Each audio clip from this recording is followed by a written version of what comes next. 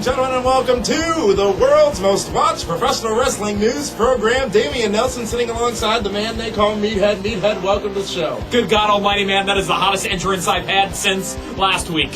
How was your Thanksgiving holiday? I got fatter, if it could be possible. No. I tell you what, though, my nieces and nephews thought I was the coolest uncle when I said, "Look here, little kiddies, it's time to play ball with Uncle Meathead." How old are they? Old enough to know that that's funny right there. This is, as I said, the Pro Wrestling Report, the world's most watched professional wrestling news program. Thank you for tuning in to this December. Wow. First edition. I tell you what. Of the Pro Wrestling I tell Report. you what. It is so cold here in Milwaukee. Our home base. My kind of town, Milwaukee. You're so off, is. young Republican, because when I say it is so cold here in Milwaukee. How cold is it, Meathead? Thank you. I mean, it took you long enough. That wasn't in the script. It is so cold that when I went up against the glass like I usually do in the morning, I actually cut the glass a little bit. Let's start off with the wrestling news of the week. Let's talk about and debrief what was the WWE Survivor Series from last Sunday. The tri-brand pay-per-view featuring Raw, SmackDown, and ECW. Several traditional Survivor Series matchups. The card headlined by the match for the World Heavyweight Championship, Booker T versus Batista. Meathead, Team DX, the standout of the Survivor Series traditional team matchups, stands alone. Not a single one of their members are eliminated. And actually in that match, we saw an embarrassment of Mike Knox by Shawn Michaels, who was immediately eliminated just after the bell with a super kick, and then out he went. Shawn Michaels goes back over to his corner and asks Triple H, "Who was that?" What did you think of that particular matchup? I think that the unspoken story going on in that matchup right now is the fact that Randy Orton used to brag about how he was the lone survivor. 2 years in a row. Not anymore there, Bubbakin. It was a good match, but was anything said by the fact that Team DX, which included the Hardys, the Intercontinental Champion Jeff Hardy and Matt Hardy, along with CM Punk. It's funny that you said the Hardys, but not the Hardy Boys. Well, they're not boys anymore. As you notice, that has been dropped Boys as they to have men. both grown up. Boys to men. Boys to men. Lita, in her final matchup with WWE, has a one-on-one contest with Mickie James, one of the best female wrestlers, one of the best female performers, in my opinion, in a long time to come across WWE. Lita leaves. At the end of the match, we see something that, quite frankly, I feel crossed a lot of lines for a pay-per-view audience. Crime Time comes out and brings her unmentionables, and brings her items from her locker room that they have procured earlier on during an interview backstage. Meathead, that segment in and of itself, where they brought out several things, and JBO had the great line about "I'm the only man left on the planet who doesn't own Lita's panties." Well, you selling them for $1. You got to understand. She probably costs more than that. You got to understand that Amy, because she's no longer Lita, at least for the time being until she comes back. Amy, Dumas. On her way out the door, just like any wrestler, when you know that this wrestler's going, they have to beat you down. You're not going to beat a woman physically down like they would normally. Jericho, when he left, he got fired by Bischoff. Think about like Giant when he left WCW. The NWO literally just... Wasn't that when he drove off the building in the truck? No. Just wondering. It was a Hummer, by the way, and it was black. I thought it was white. The gimmick's so old, I forgot. But you got to run a character down. You got to put the other characters over, and this is known. I mean, the one leaving the door knows that they have to help put the others over, so yeah, your character's going to be destroyed. And that's also another way to not give you heat to go into, say, another promotion. Was it disrespectful to the fact that that was legitimately Lita's final match? Lita, of this year. Lita, who has expressed dissatisfaction with the way that she was sent out by WWE, but played along perfectly. No, I didn't think it was over the line. The only thing that would have been over the line is if when they were holding her panties in the air and going... JBL did take a whiff, which I thought was fairly nasty. The last item they brought out of the box, a pleasure toy. It's pay-per-view. And then offering up Lita's box. So it's big and blah, blah, blah, blah, blah. You fit a lot of things in it. I think they crossed the line. I think that they... oh, my God, young Republican. Is it worse than when Mae Young showed her puppies at that Royal Rumble pay-per-view, which got WWE into trouble with Madison Square Garden? Wow. And those weren't hers, obviously. They were prosthetic. But those are disgusting. And what makes it even worse is, I don't know if you know where I watched that at. I watched it at... In the pleasure of your own home? Set it up. Was it at? It was at Roma's. Where? We party every day. Except President's Day. And Yom Kippur. And when Mae Young's got those two prosthetic socks on her chest with a lump of coal in them. Was that a flapjack? Oh my God, they were flapjacks. Batista wins the World Heavyweight Championship from King Booker. Very predictable. It's your formula that you've so many times pointed out to me. You know who went over on the SmackDown previous? Who that? Booker. Which meant Batista would go over at the pay-per-view. Was it too early for Batista to take that title? Perfect time. There are a lot of rumors going around as far as what the rumored WrestleMania main event is going to be, which is Batista Undertaker for the SmackDown side of things. Don't quite see how that's going to play out. Event. But King Booker, as I said, I believe last week in this program, needs the title. Batista does not need to be champion. However, it could be a smart move by WWE if you reverse the chase. If you reverse the chase, whereas Batista is no longer chasing after the title, but now all hail King Booker is chasing after the title, which could be fun again. Yeah, that's why it's a perfect time for Batista. He's had the chase long enough, and obviously Teddy Long saying that this is your last chance to challenge Booker. Yeah, it's perfect timing, actually. Did you get a chance to take a listen to Chris Jericho's XM satellite radio show? Do not have XM. Guess who doesn't have the chance anymore? Because guess who ain't got a show no more? So? Chris Jericho. I love how you cower into your little hole when your boys, the failures, continue to fail. And no, that's not a fail. Remember the unification of the championships? Yeah. Who had the belt? You know why it all went downhill. Remember that main event from WrestleMania 18? Nope. I sure do. It's Triple H and Chris Jericho. Do you know Brock Hogan? Brock Hogan? Rock and Hogan was the main event of WrestleMania 18, in case you didn't watch. Yeah, the final match, which was the main event, was Triple H. And, that's the whole thing. The reason that Chris Jericho failed during that whole title run that he had is because they booked it so weakly. Look at what else was going on at the time. The NWO came in. Triple H had returned from his quadricep injury. How do you expect a champion to be able to do anything when you've got two other main event storylines going ahead of him? Have we really changed roles? Am I truly the Republican this week and you wearing blue being the Democrat as you're making excuses where excuses aren't found? Look here, young Republican. You and your little power tie and your nice, snazzy, I'm, waiting on tables jacket.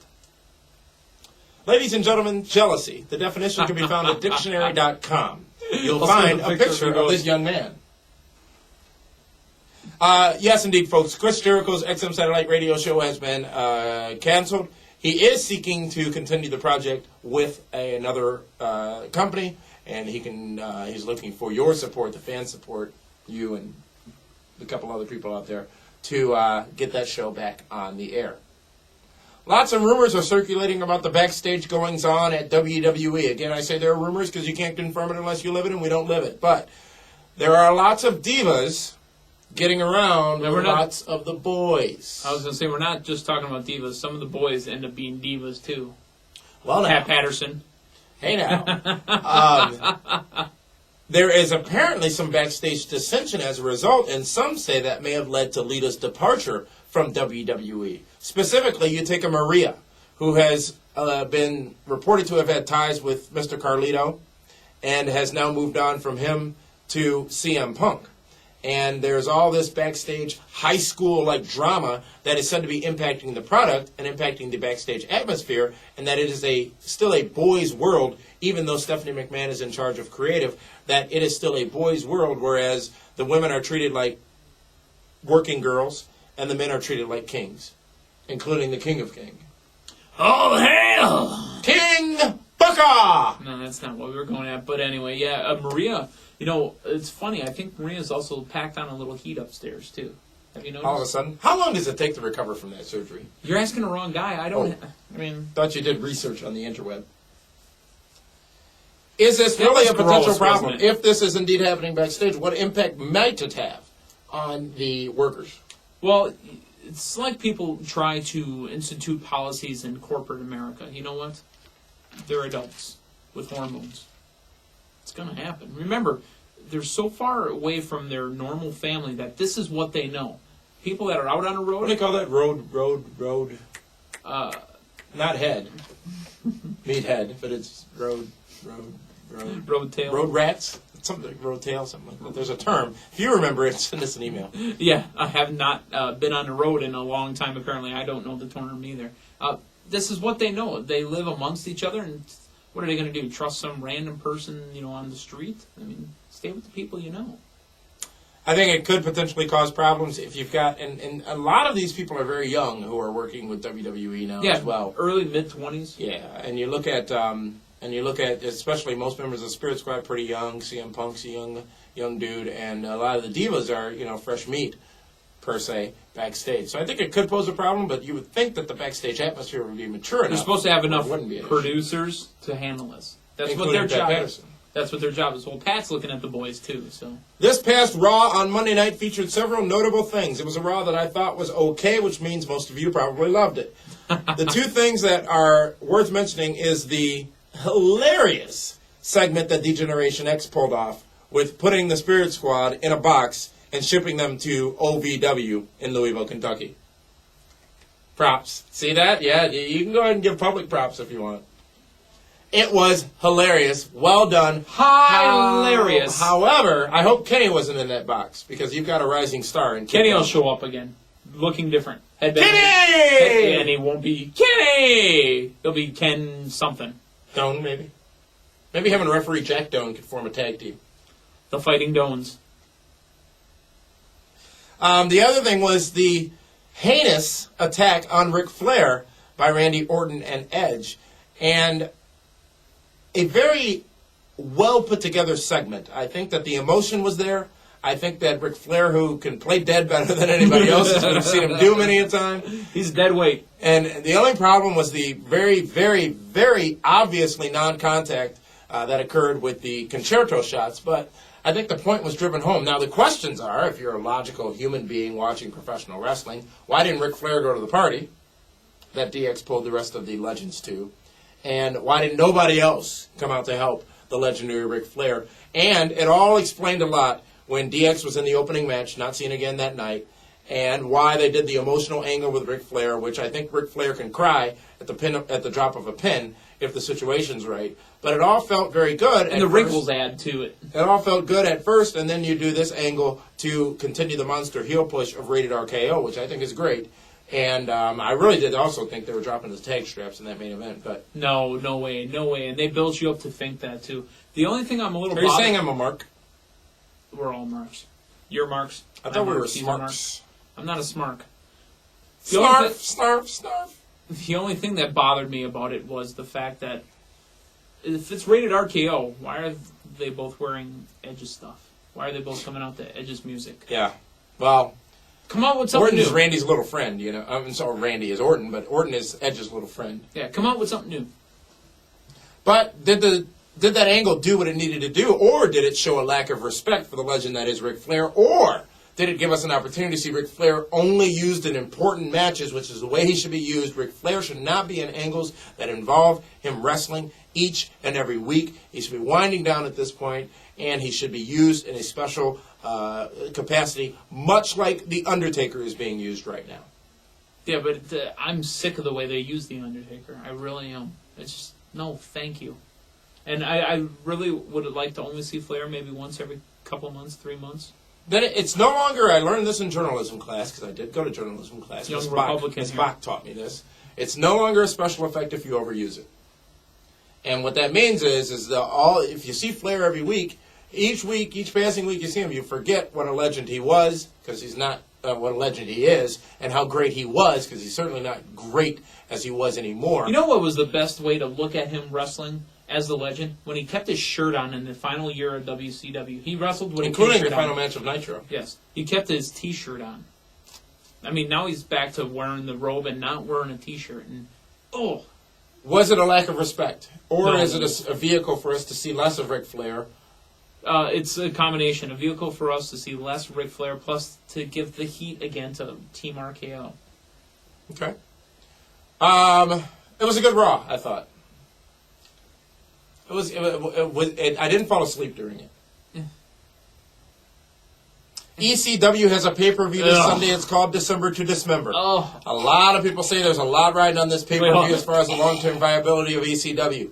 Only 2 matches really had been announced going into the pay-per-view as of Tuesday's ECW live broadcast. That was the Extreme Elimination Chamber, where we saw Paul Heyman come out and explain what made it extreme, which doesn't make it extreme. You got a chair, a barbed wire base, all stuff we've seen before. Nothing to make this, maybe they should set the whole damn thing ablaze, and that would get Didn't close I to mention being. that already? I don't recall. Now that's a Republican statement. But the stuff that Paul Heyman outlined certainly doesn't make this an extreme match, and it seems almost obviously lopsided. It's pretty much a foregone conclusion that Big Show's going to drop the strap. The question is to who? Is it Bobby Lashley, who they pushed over as the most intimidating force in the match at the end of the ECW show? I propose from this point on, and we've made mention of it for weeks and months now, we no longer refer to the man as Bobby Lashley. What do we call him? Black Lesnar. Sure. He even jumps on the ring like he's sitting a couple of weeks. He might have the pyro. Black Lesnar. No one will ever have everything that Brock Lesnar has. Black Lesnar. Most gifted physical specimen I think ever to grace the ring. From now on, Black Lesnar. Or is it CM Punk, the perennial fan favorite, who I think would be rocked if he won the title? What I mean by that is, think back to 1996 Survivor Series. Rock comes in shortly thereafter. He wins the Intercontinental title, and then Rocky sucked. Now, of course, that propelled Rock to being one of the greatest stars in the history of the business. But I don't think it's enough time has passed to put the strap on CM Punk. Now, Bobby Lashley, you could probably get away with it with him. Black Lesnar. Oh, I'm sorry. Whoops.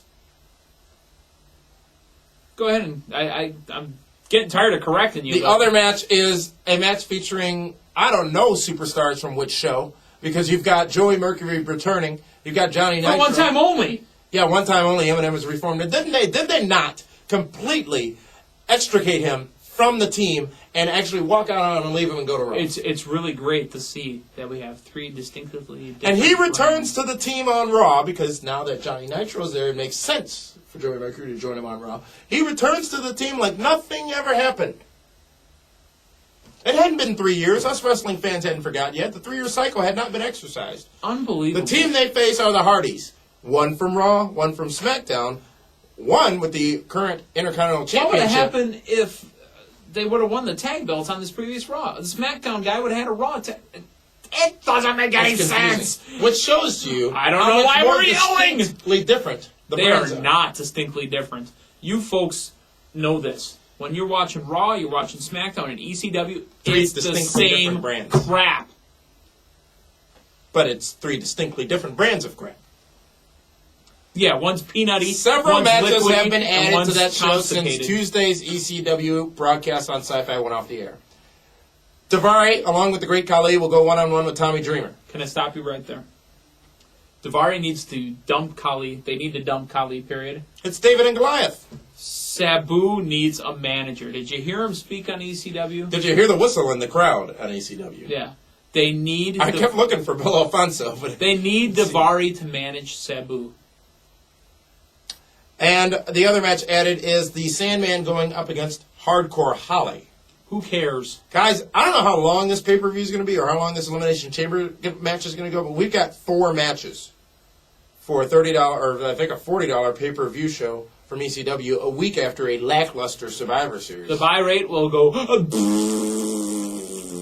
And if it is true that a lot is riding on the long-term viability of ECW on this particular pay-per-view, could we see some distinct changes to the brand? Yeah, hopefully it'll be entertaining.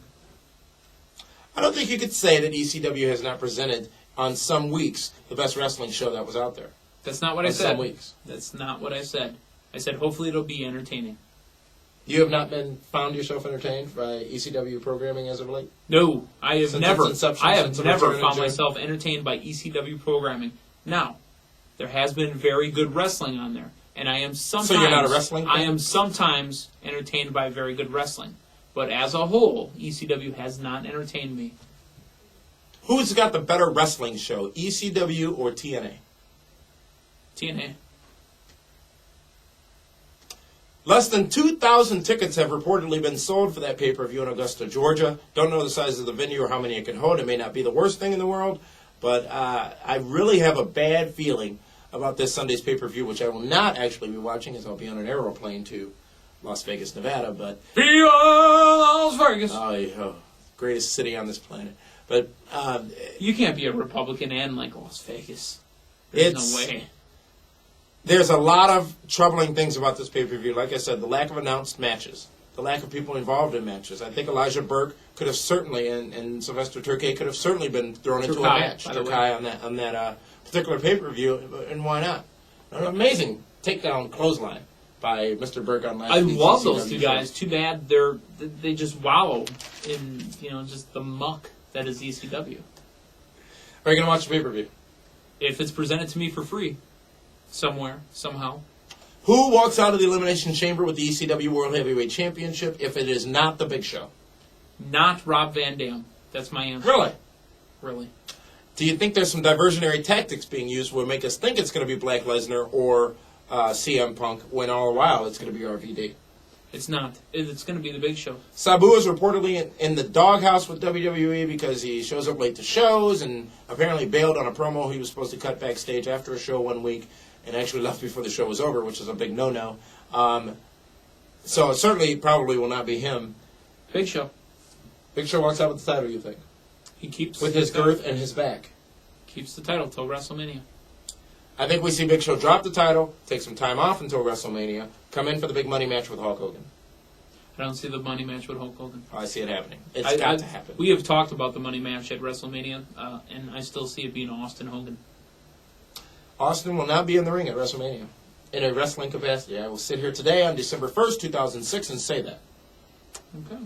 He will not be in a wrestling capacity. He will be involved with the show, no doubt, as the movie The Condemned by Stone Cold Steve Austin will be out and by the way, on April 27th. We need to talk about this, and we haven't mentioned this. Do you know the reason why Piper was the one that was selected? It was gimmicked that way. Piper had a book coming out at that point, too. You guys realize that, right? The same reason Eric Bischoff was voted on. You guys realize that, right? Why? You're like, now you're going to tell them about Santa Claus and the Easter Bunny. And the plants that WWE uses in their shows. The Marine, the movie, has grossed about just under $18.5 million to date. Reports indicate it took $23 million to make, another losing venture by WWE. See No Evil has been released on WWE Films, DVD, and the next movie that comes out is The Condemned, starring Stone Cold Steve Austin. Have you seen The Marine? Well, no. You didn't even steal it off the internet? No, I don't steal off the internet anymore. I got, morals now. I'm Republican. TNA, big star in TNA, has reportedly asked again for his release from the company, that person being Ron the Truth Killings. He's been told reportedly by Terry Taylor that they will not let him go because they don't want him working for the competition. Lest we not forget, they already took the black man from TNA, and K Quick was already in WWE, and it was just miserable. It wasn't K Quick's fault. It was. I'm not saying it was his fault. It was Road Road Dogg's. Dogg's. No, it was Road Dogg's fault.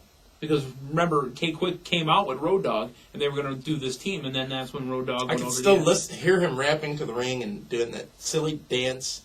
He does it down to the ring. He still does it in TNA. I find him very. I'm sorry to say this, but if he dropped the dance and just worked, but that's his gimmick, son.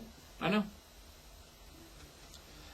Declined the offer. Is this a valid move by TNA? Should they be declining their wrestlers the hope to go and do other things? Maybe he doesn't want to go to WWE. Maybe he just wants to spend time with the Ring of Honor or on the indie circuit.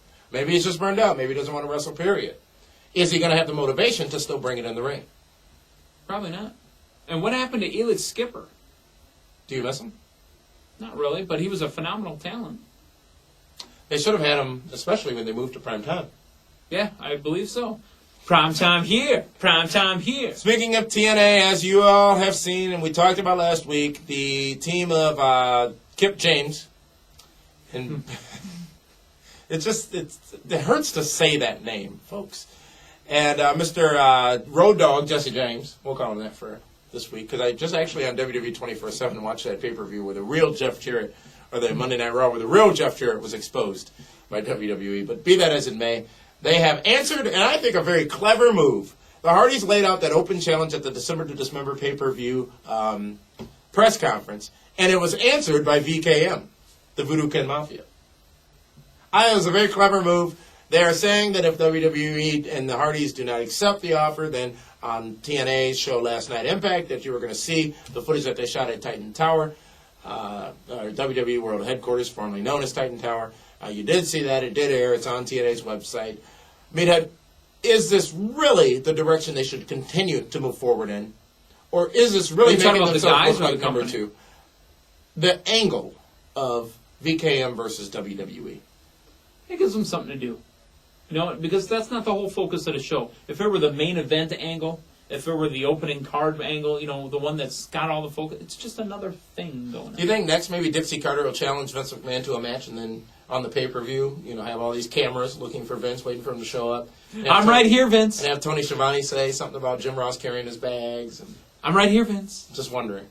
Another thing for TNA, they've got this sale going on, in case you haven't seen it, or the ads for it. It's Don West's big TNA sale. Pathetic, folks. Pathetic. You know why I'm laughing? Why are you laughing? Because, you know, we on this very program, in this very table, in this very studio, have mentioned how awful Don West was in his Home Shopping Network days. Horrible. You can watch some of that stuff on YouTube. I believe that they've been watching this program and said, you know what? People hate it. Let's try to get Don West over as a heel. I believe. It hurts. I know. It hurts. I'm sorry. Let's glaze over it. Next. Apparent heat backstage between Jeff Jarrett and Kurt Angle. Jeff Jarrett, who hasn't been in a wrestling role or in an on-air role with TNA, is still traveling to the shows, assisting with the production. How hard is it to travel to TNA shows? They're in the same building. The street. They're only done twice a month. I mean, come on. It's a good schedule if you're a worker. The rumor has it that Kurt Angle has been very vocal in helping out some of the younger talents, but also giving suggestions to some of the talents that have been involved in the business longer than him. Jeff Jarrett taking exception to that, seeing Kurt Angle as a threat. Seemingly nobody else sees him as a threat. Could be a budding problem there between Jeff Jarrett, who is one of the primary people who brought in Kurt Angle, and you know what Kurt it is? Angle. They're both trying to be the alpha male. Period? No, just the alpha male in the thing. Who's the cock of the walk? I thought I'd throw the alpha male in there because the alpha male... Kurt Angle viewed as a locker room asset by TNA. Of course, you've got a lot of young stars in TNA who can learn a lot from a man who spent so much time, as I say, up in New York and in the business, whether it be his amateur background, his Olympic background, or his current wrestling background. But the Jeff Jarrett scenario, you know, the heat there, you know, that's, you don't want to get on his bad side, as he is essentially the man running the company. But it's Kurt Angle. How can you get onto his bad side if you're Kurt Angle? I mean, how can, let me rephrase it, how can getting on his bad side hurt you? You are Kurt Angle. It's true. Right? It's true. It's damn true. We are pleased to announce the return of a staple from the Pro Wrestling Report. I missed that, you know, and I'm glad you brought it back. Thank you. The Pro Wrestling Report honors. It is the year-end wrestling awards. Are we getting tuxes this year? You guys vote, and we announce the winners on a special episode of the Pro Wrestling Report on Friday, December 29th, 2006. The polls are open, folks. You can visit pwrshow.com if you're not there already. Hopping over to the PWR honors section. All the categories are up and running and able to be voted on. The way the selections were made is we picked one star from each organization in each category and gave you the opportunity to vote. In some of those categories, as we give you a quick update here, very, very close. Very, very close. And make sure you tune into the Wednesday edition of PWR Daily as we bring you a special honors update each and every week leading up to the event on December the 29th. The Pro Wrestling Report honors, this is the 4th edition of the Pro Wrestling Report honors. Yeah, you can't say 4th annual. No, I cannot because it took a break for a couple of years. But it has been a very successful venture very fun, and one that we're happy that you guys are able to participate in. We pride ourselves on being interactive and allowing you to express your voices, which we do on the Monday edition of PWR Daily, Email Monday, and also on the top 5 segments that we do over the weekends. PWR Honors. Vote now. We will announce the winners, as I said, on December the 29th on a very special program. And PWR Daily on Wednesdays, formerly the greatest of all time, which will return just after the Honors, will now feature Honors updates each and every week. Nice. Hey, thanks again. I love the Honors. I've missed the Honors. I know the first. Are you going to dance again? Meathead has danced at the Honors. You had something up on your head there, and you know what I miss is I miss Frank hosting, telling really bad political jokes. Elevator. He'll tell you. We'll get him to tell you that joke on maybe the Monday. I miss the edition of Hooters PWR. girls. Like Flexible. Flex. Yeah. There was a girl, folks, who sat across the table from me as we're going over the pre-production meeting for the show. I said, what's your name? Flexible. I'm sorry? Flexible. Was she?